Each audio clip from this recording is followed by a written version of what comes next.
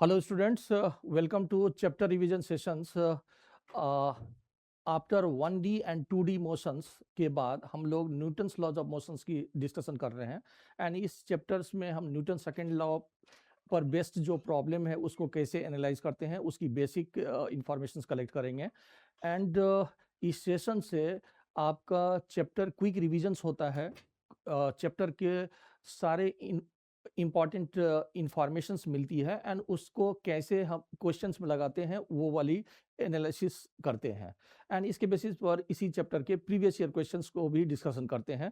तो ये नीट और जेईई मेन के एस्पिरेंट्स के लिए काफ़ी यूजफुल है।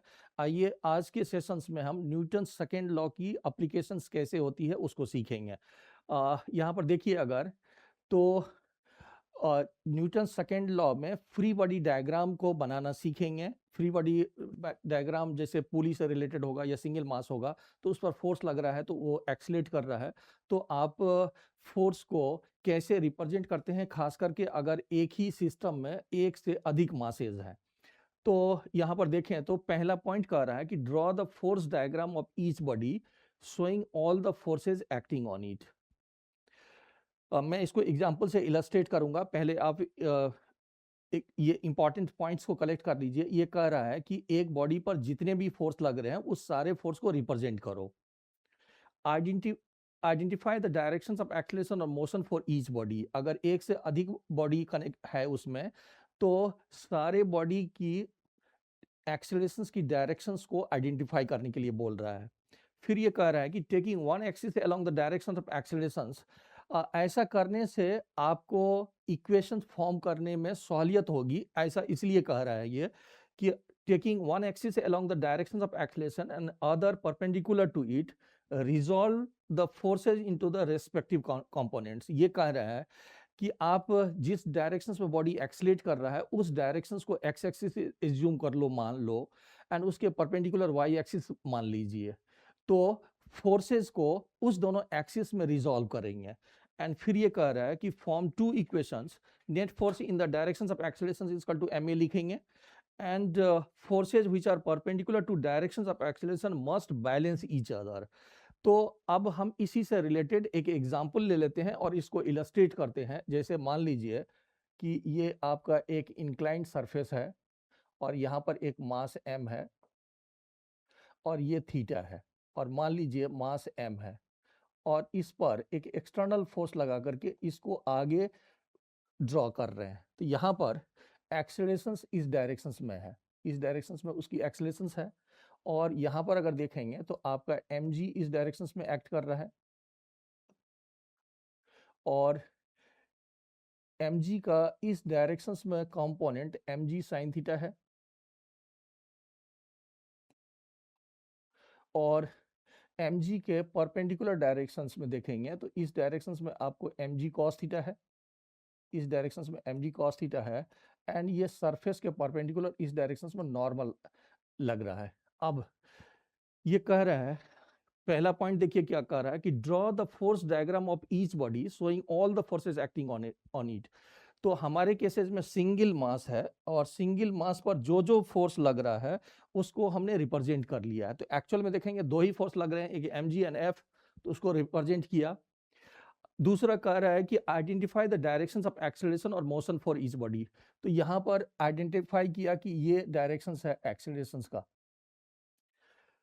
नेक्स्ट कर रहा है कि taking one axis along the directions of acceleration. Suppose करिए कि हमने डायरेक्शंस ऑफ एक्सेलरेशंस को एक्स एक्सिस मान लिया और इसके परपेंडिकुलर डायरेक्शंस को वाई एक्सिस मान लिया, ये हमारा वाई एक्सिस है।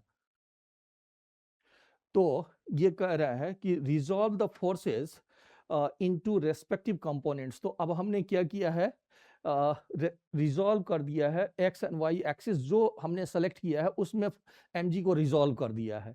अब ये कह रहा है कि डायरेक्शंस ऑफ मोशंस में नेट फोर्स अगर देखेंगे तो डायरेक्शंस ऑफ मोशंस, आपका ये डायरेक्शंस ऑफ मोशंस है, तो इसमें नेट फोर्स आपका हो गया F minus mg sine theta and that is equal to mass into acceleration. तो ये मास इंटू एक्सेलरेशन हो जाएगा, ये आपका mass into this is equal to mass into acceleration.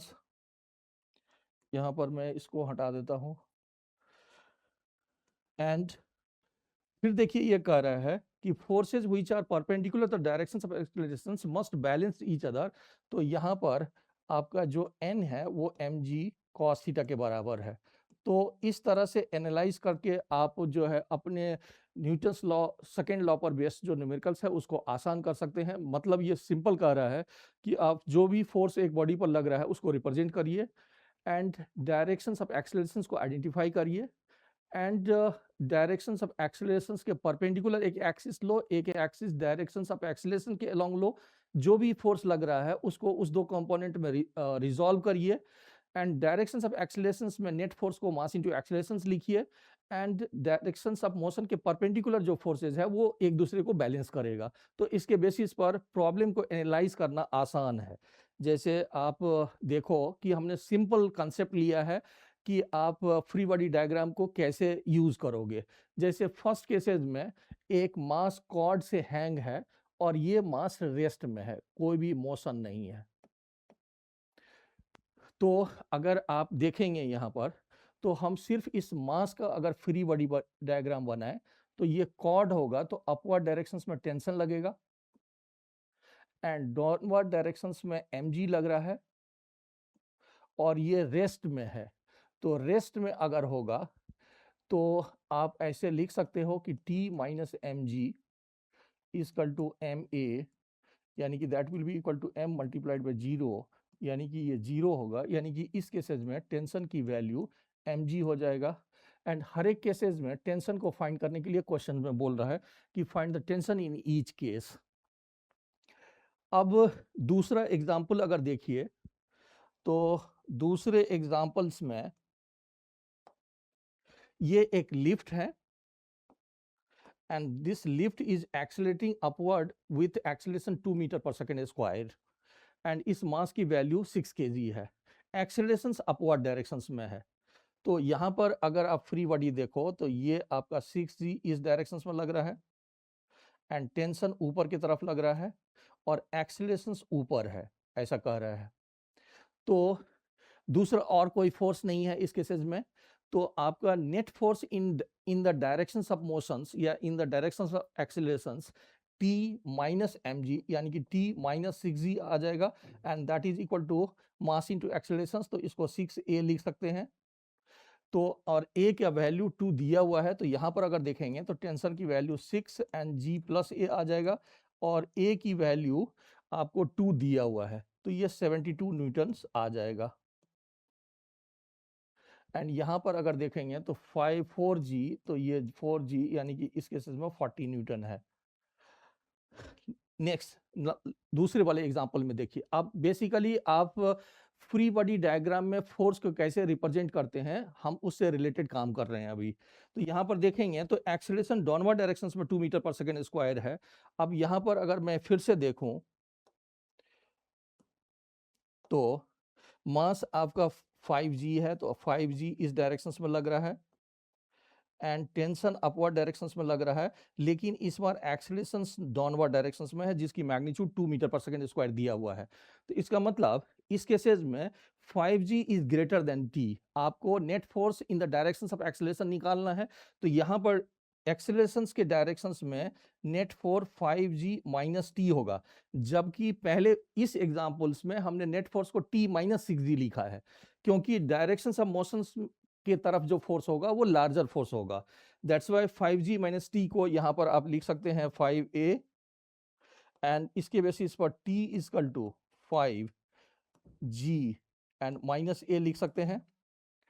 तो यहाँ पर अगर देखें तो 5 एंड मल्टीप्लाइड बाय 8 तो ये हमारा 40 न्यूटन आ जाएगा। अब अगर सपोज करिए कि आपका जैसे मान लीजिए कि अगर ये लिफ्ट है, यहाँ पर मास m है एंड ये ऊपर एक्सलेट कर रहा है, तो इस केसेस में जो नॉर्मल रिएक्शंस है उसकी value mg and plus ma लिखेंगे। जैसे टेंशन का लिखते हैं उसी तरह से सेम लिख सकते हैं। तो ये रिकॉल करने के लिए किए हैं कि अगर एक्सेलरेशन अपवर्ड डायरेक्शंस में है तो नॉर्मल रिएक्शंस को mg प्लस ma के फॉर्म में लिखेंगे। लेकिन अगर ये एक्सेलरेशन डाउनवर्ड डायरेक्शंस में है, सपोज करिए कि ये मास आपका एक्सेलरेट कर रहा है डाउनवर्ड डायरेक्शंस में, तो यहाँ पर जो नॉर्मल रिएक्शंस होगी उसकी value mg and minus ma के फॉर्म में आ जाएगा। तो आप रिकॉल करने के लिए ऐसा लिख सकते हैं, एंड हमें net force in the directions of motions को कलेक्ट करना है एंड उस नेट फोर्स को मास इनटू एक्सेलरेशन लिखना है। ये वाली प्रोसेस को फॉलो करिए। नेक्स्ट देखिए, ये कह रहा है कि find the contact force acting on each of the blocks are rest. यहाँ पर 3 ब्लॉक्स हैं एंड तीनों ब्लॉक्स के बीच में जो कांटेक्ट फोर्स लग रहा है उसको फाइंड करने के लिए बोल रहा है। तो मान लो कि फर्स्ट केसेस में जो कांटेक्ट फोर्स है उसकी वैल्यू n1 है, n1 है, एंड सेकेंड केसेस में जो फोर्स लग रहा है दोनों पर लगेगा, ये एक्शन एंड रिएक्शंस का पेयर हम लोग पढ़े हैं थर्ड्स लॉ में, तो ये n2 है, और इस पर जो कांटेक्ट फोर्स है उसकी वैल्यू n3 है।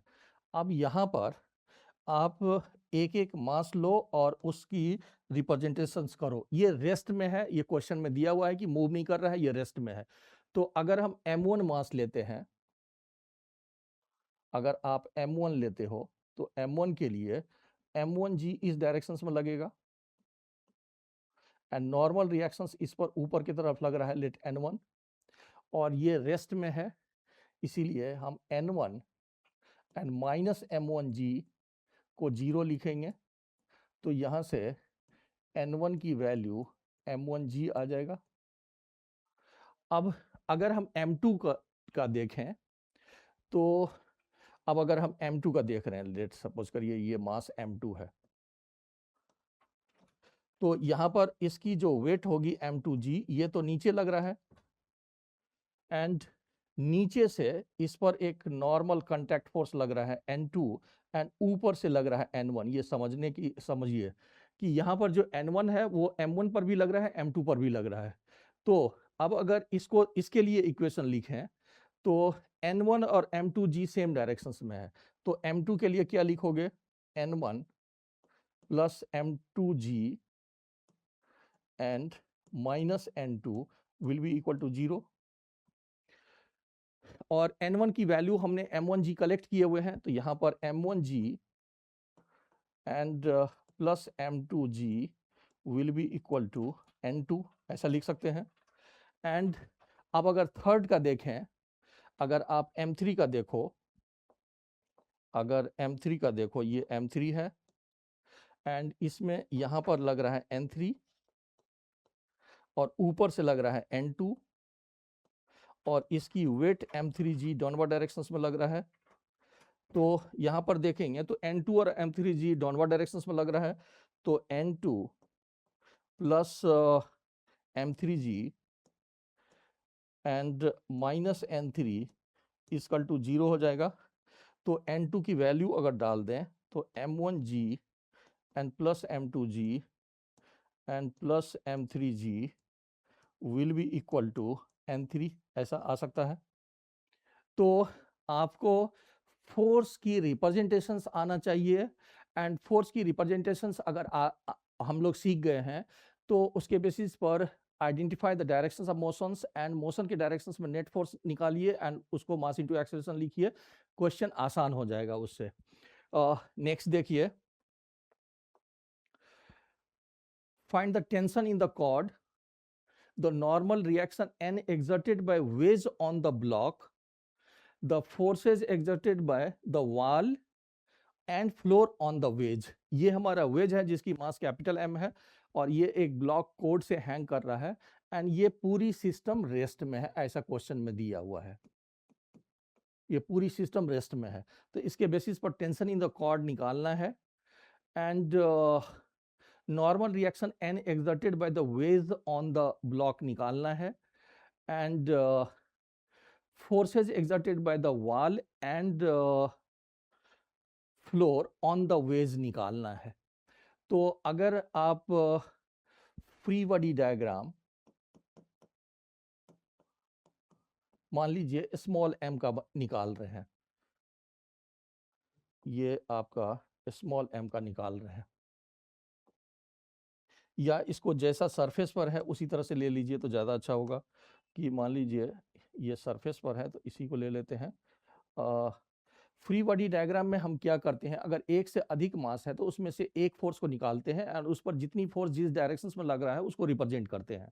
तो यहाँ पर अगर देखोगे तो ये कॉर्ड है, इसमें टेंशन लग रहा होगा and tension always contact point से अवे लगता है, तो टेंशन इस डायरेक्शन में लग रहा है, तो यहाँ पर एक फोर्स इस डायरेक्शन में लग रहा है टी, एंड एक फोर्स आपका लग रहा है mg, और एक फोर्स इस पर इस डायरेक्शन में इसके परपेंडिकुलरली मान लीजिए n1 लग रहा है या n लग रहा है। तो आप ऐसा इस पर रिप्रेजेंट कर सकते हो। एंड अगर यहाँ पर रिजॉल्व कर लें थीटा के बेसिस पर, तो इस डायरेक्शंस में फोर्स लग रहा है mg साइन थीटा और इस डायरेक्शंस में लग रहा है mg cos थीटा। अब ये रेस्ट में है इसीलिए t minus mg sine theta will be equal to 0, यानी कि टेंशन की वैल्यू यहाँ पर mg साइन थीटा आ जाएगा।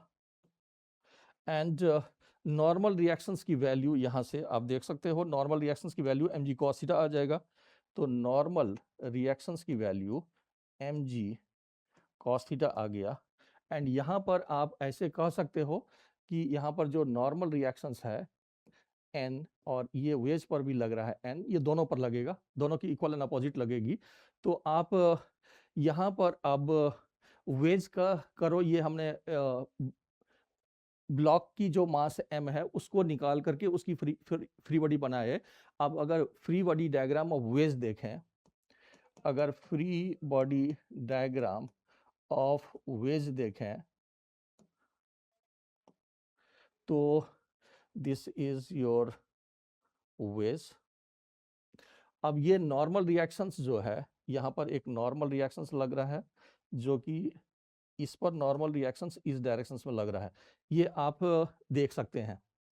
एंड इसकी मास m है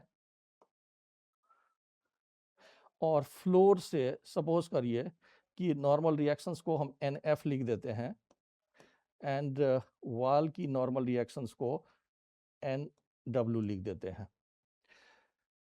अब अगर देखेंगे तो अगर ये थीटा होगा तो इस डायरेक्शंस में कंपोनेंट हो जाएगा n cos थीटा और इस डायरेक्शंस में कंपोनेंट हो जाएगा n sin थीटा।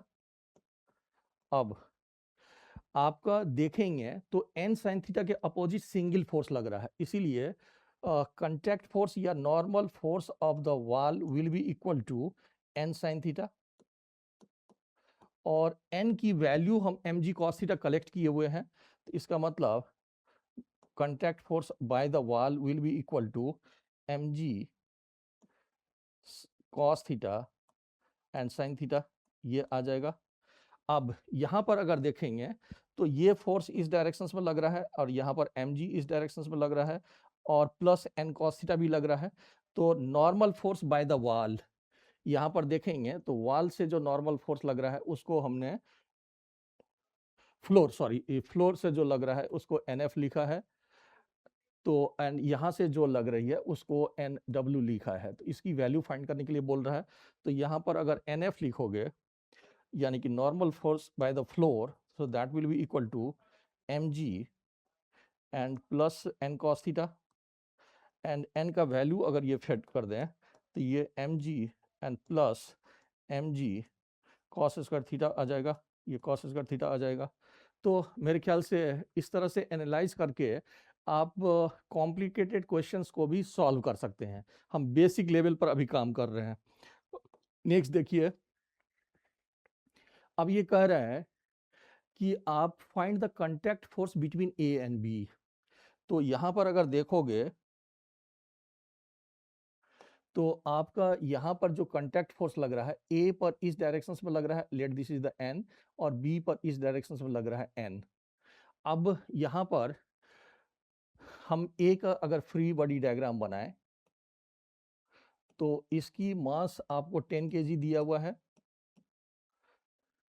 एंड इस डायरेक्शंस में फोर्स लग रहा है 15 न्यूटन और इस डायरेक्शन में फोर्स लग रहा है n, एंड इस डायरेक्शन में सपोज करिए कि आपकी एक्सेलरेशन a है, तो यहाँ पर 10g इस डायरेक्शन में लग रहा है और इस डायरेक्शन में नॉर्मल n लग रहा है। तो सबसे पहले हम लोगों ने क्या कहा कि आप सबसे पहले आइडेंटिफाई करो डायरेक्शंस ऑफ द एक्सेलरेशंस। तो ये हमारा डायरेक्शंस ऑफ द एक्सेलरेशंस है, this is your directions of the acceleration. In the directions of acceleration net force is equal to mass into acceleration लिखना है, एंड डायरेक्शंस ऑफ एक्सेलरेशन के जो perpendicular force है वो एक दूसरे को बैलेंस कर रहा है। तो यहाँ पर अगर देखेंगे तो आप लिख सकते हो 15 minus n will be equal to 10a। ये आपका इक्वेशन 1 हो गया, ये हमने a के लिए लिखा है। एंड यहाँ पर जो परपेंडिकुलर डायरेक्शंस में एक्सेलरेशंस के परपेंडिकुलर जो फोर्स है n1 इक्वल टू 10g, ये एक दूसरे को बैलेंस कर रहा है। फिर से देखिए, आपको एक्सेलरेशंस की डायरेक्शन से आइडेंटिफाई करना है और एक्सेलरेशंस के डायरेक्शंस में net force equal to mass into acceleration लिखना है। एक्सेलरेशंस के परपेंडिकुलर जो फोर्स होगा वो इक्वल एंड अपोजिट होगा।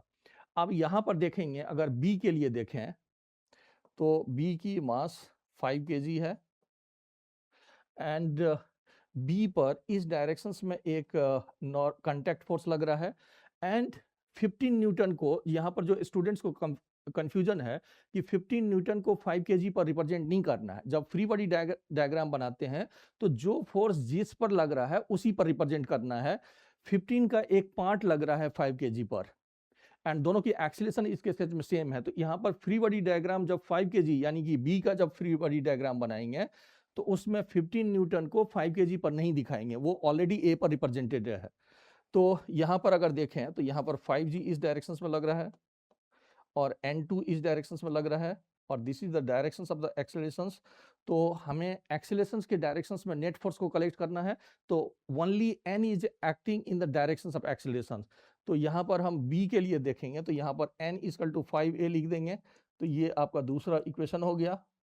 एंड दोनों को ऐड कर दें तो 15 इक्वल टू 15a आ गया, तो a का वैल्यू 1 मीटर पर सेकेंड स्क्वायर आ गया, एंड इस a की वैल्यू को इसमें रख दें तो नॉर्मल फोर्स की वैल्यू 5 न्यूटन आ गया। तो ये हमारा करेक्ट हो गया। अब अगर देखें यहाँ पर तो इस केसेस में परपेंडिकुलर डायरेक्शंस में n2 आपका 5g के बराबर होगा। मेरे ख्याल से ये सही है। नेक्स्ट देखिए, अब ये मोशंस में अभी तक हमने रेस्ट और सिंपल एग्जांपल लिए हैं ताकि हम सब सही ढंग से किस तरह से net force in the directions of accelerations को मास इनटू एक्सेलरेशन लिखते हैं उसको रिप्रेजेंट करने के लिए यहाँ पर है। अब यहाँ पर आप सबसे पहले अपनी मोशंस की डायरेक्शंस को आइडेंटिफाई करो। तो यहाँ 3 kg हैंगिंग है, तो श्योरली ये इस डायरेक्शंस में एक्सेलरेट कर रहा है विथ एक्सेलरेशन a, एंड इसकी भी एक्सेलरेशन इस डायरेक्शंस में a होगा। ये 2 kg है, ये 3 kg है। यहाँ पर कांस्टेंट रिलेशंस नहीं है, एक सिंगल कॉर्ड से कनेक्टेड है। सिंगल कॉर्ड में टेंशन की वैल्यू सेम होती है। सिंगल कॉर्ड एंड मासलेस, अगर सिंगल कॉर्ड मासलेस है तो उसमें टेंशन की वैल्यू सेम, हर एक जगह सेम होगा। तो अगर हम देखें तो इस डायरेक्शंस में हमारा टेंशन लग रहा है T, यहाँ पर इस डायरेक्शंस में टेंशन लग रहा है T, जो पॉइंट ऑफ कांटेक्ट से अवे है, एंड पुली के लिए इस डायरेक्शंस में T है एंड फ्रिक्शन लेस है, इसीलिए इस डायरेक्शंस में भी टेंशन T है।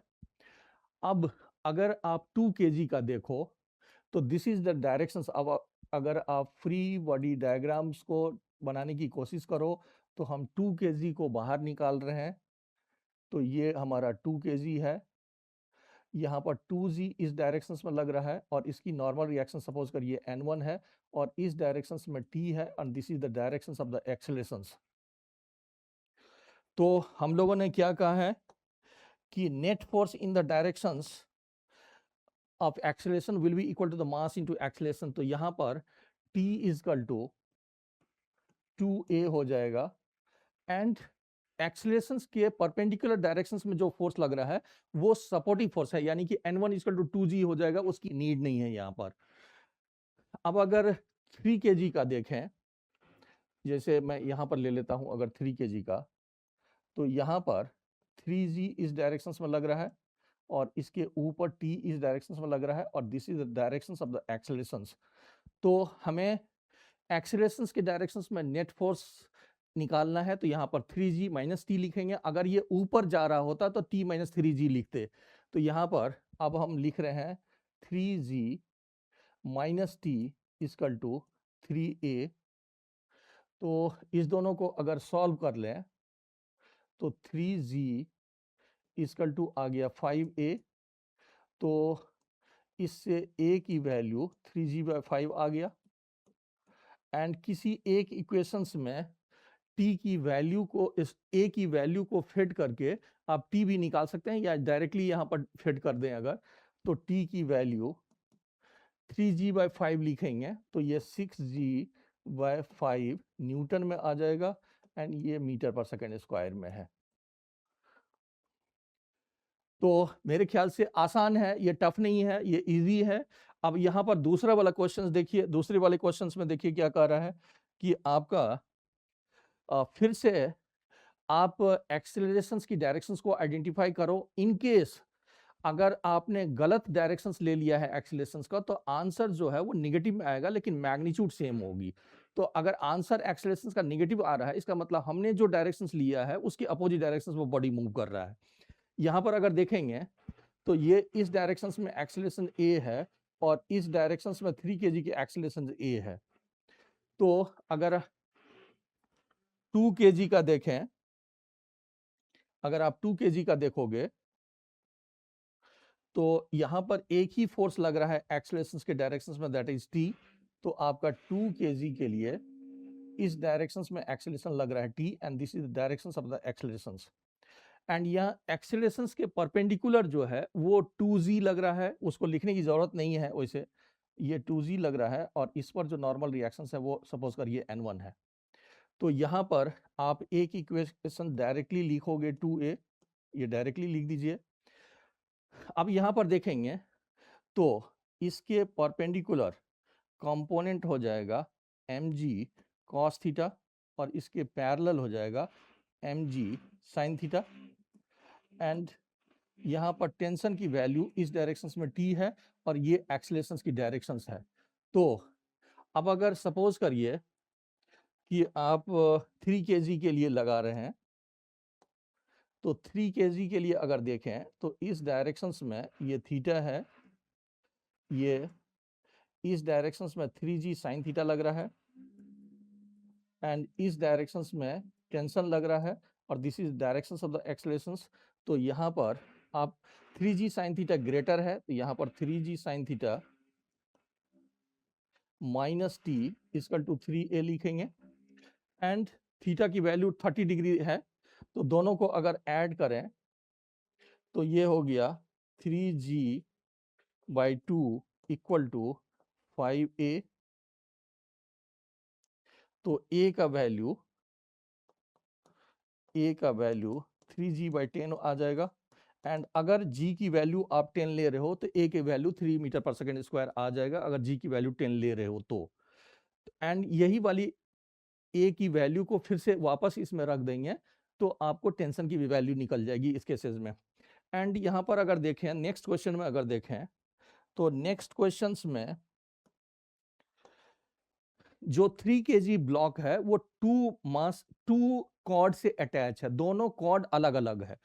हमने यहाँ पर देखेंगे पहले और दूसरे एग्जाम्पल में ये सिंगल कॉर्ड है, यहाँ से यहाँ तक एक सिंगल कॉर्ड है। सिंगल कॉर्ड में टेंशन की वैल्यू हम सेम लेते हैं, लेकिन यहाँ पर B से A तक अलग कॉर्ड है एंड B से C तक अलग कॉर्ड है। तो दोनों कॉर्ड में टेंशन की वैल्यू अलग अलग लेंगे लेकिन उस टेंशन को यूनिफॉर्म लेंगे।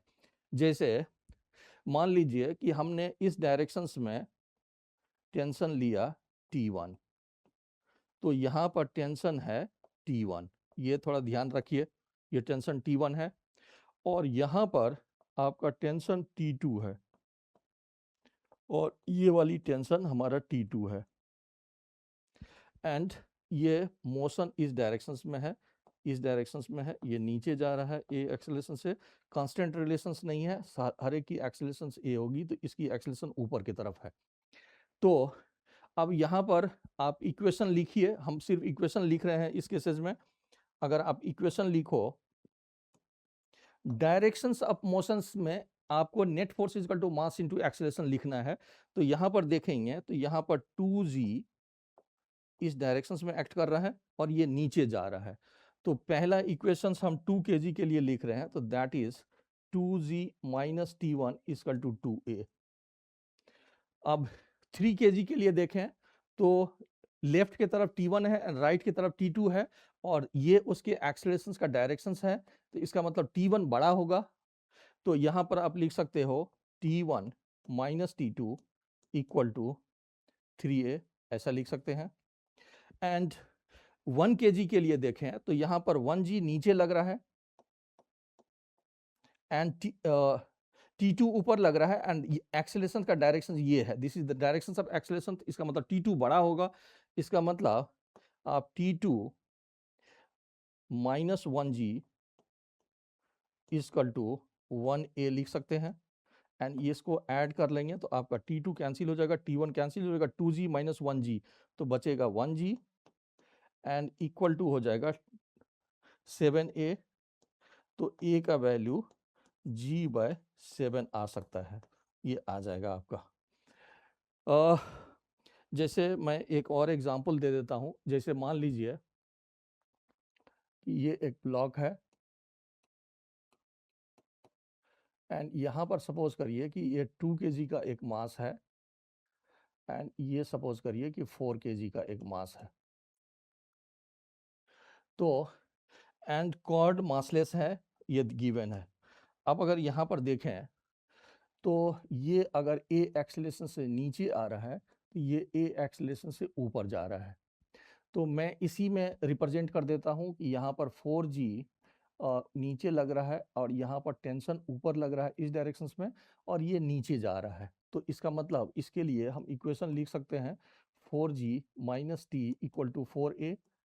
एंड यहाँ पर देखें तो 2g लग रहा है इस डायरेक्शंस में और t लग रहा है इस डायरेक्शंस में, लेकिन ये ऊपर जा रहा है। तो आप t minus 2g equal to 2a लिख सकते हो। एंड अगर ऐड करें तो 2g will be equal to 6a। तो a इक्वल टू g/3 आ जाएगा। ये सिंपल कैलकुलेशंस है, इस तरह से आ जाएंगे ये।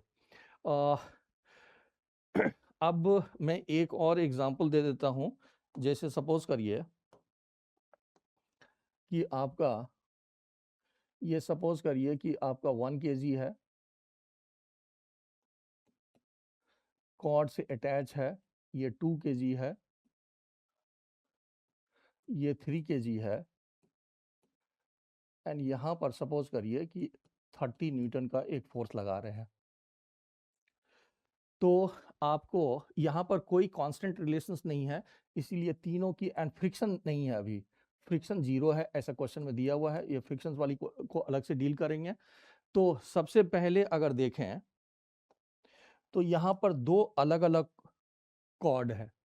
अलग अलग कॉर्ड में टेंशन की वैल्यू अलग लेते हैं एंड टेंशन की डायरेक्शंस ऑलवेज कांटेक्ट पॉइंट से अवे लेते हैं। तो यहाँ पर अगर देखेंगे तो यहाँ पर एक T1 फोर्स लग रहा है एंड यहाँ पर एक T1 फोर्स लग रहा है एंड इस में T2 फोर्स लग रहा है एंड यहाँ पर T2 फोर्स लग रहा है। अब अगर 3 kg वाले का देखें, अगर आप एक एक करके देखें, अगर सपोज करिए कि आप 3 kg वाले का देखते हैं तो 3 kg के लिए इस डायरेक्शंस में फोर्स लग रहा है 30 न्यूटन और इस डायरेक्शंस में लग रहा है T1।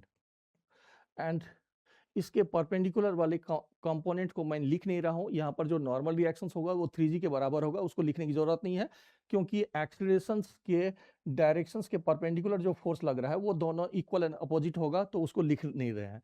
तो अब इसके लिए जो इक्वेशन होगा वो 30 minus T1 equal to 3a आ जाएगा। Net force equal to mass into एक्सीलरेशंस।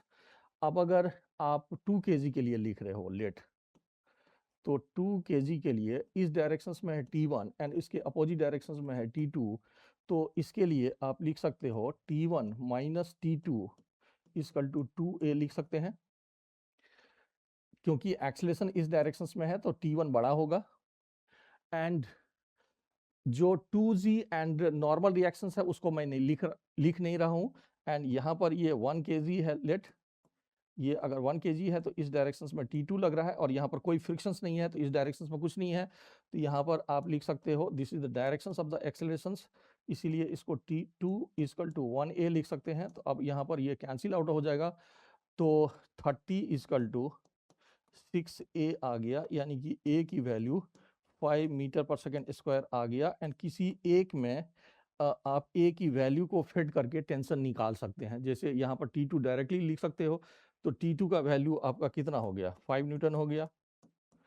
And दूसरे वाले में डाल करके आप जैसे हम मिडिल वाली इक्वेशन लेते हैं, तो T1 minus T2 equal to 2a, a का वैल्यू हमारा 5 है, तो into 5, so T1 will be equal to T2 and plus 10, and T2 का वैल्यू 5 है, तो ये 15 न्यूटन आ जाएगा। इससे टेंशन की भी वैल्यू निकाल सकते हैं।